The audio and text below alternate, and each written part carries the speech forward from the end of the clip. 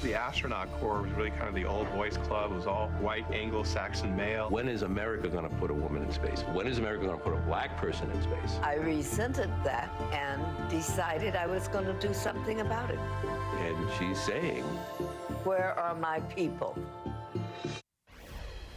Every month is Black History Month on Politics Nation. Every episode, really. And actress Nichelle Nichols is living history, an on-screen pioneer who changed the face of space in the late 1960s as Lieutenant Uhura on TV's original Star Trek series.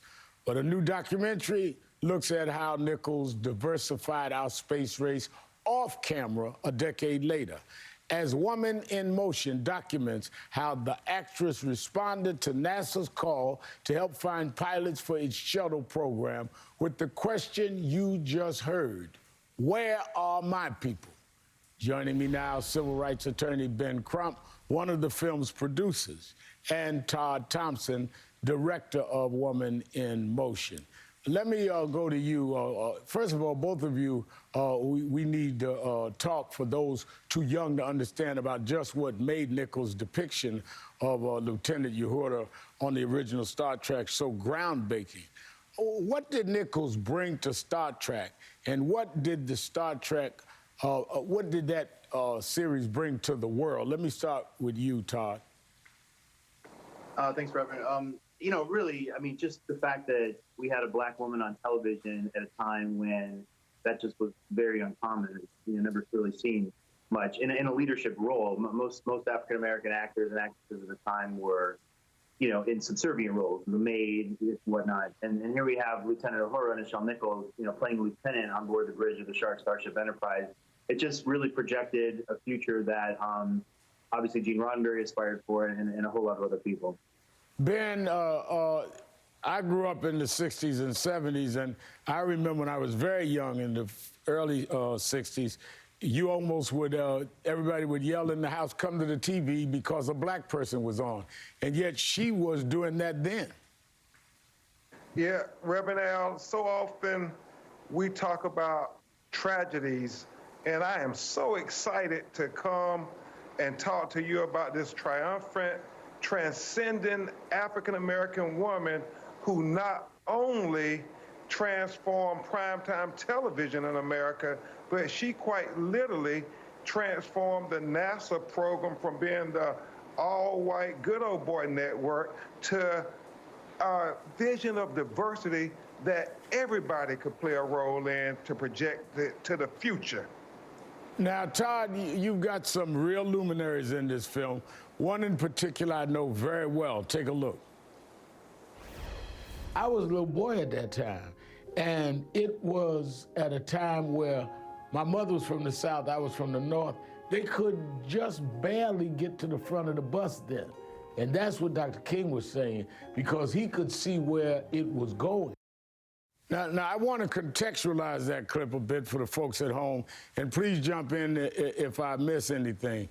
But Reverend Dr. Martin Luther King Jr. was, among many things, a big fan of Star Trek. And he actually talked Miss Nichols out of leaving the show over the racist backlash she was facing for her role. He saw what her depiction could do for young black people, literally lifting their faces to the stars, which is precisely what she did with NASA a decade later.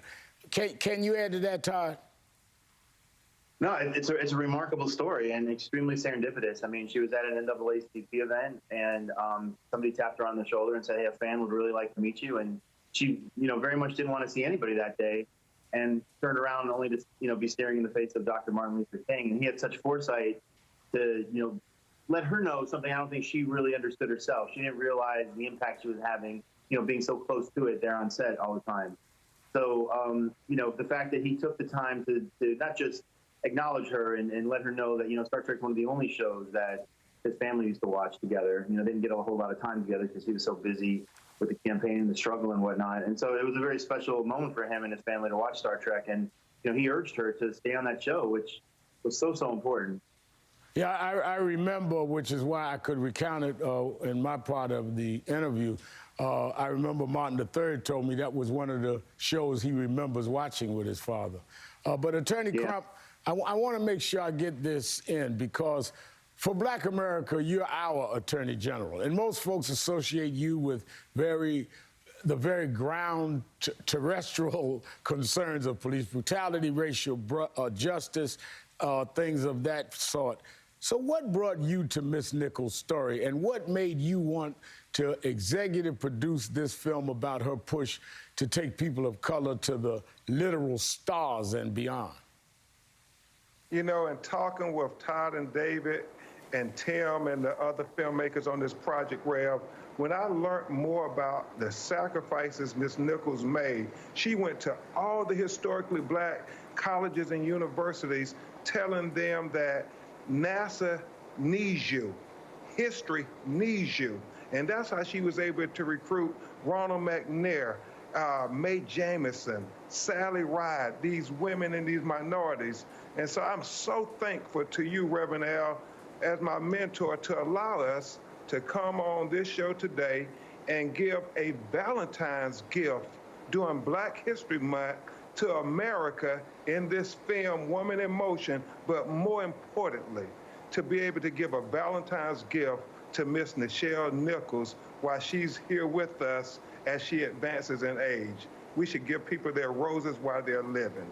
Absolutely, and that's why we wanted to do that tonight, and I think it's something that we encourage people to watch. Women in Motion will be available on digital and demand February 16th.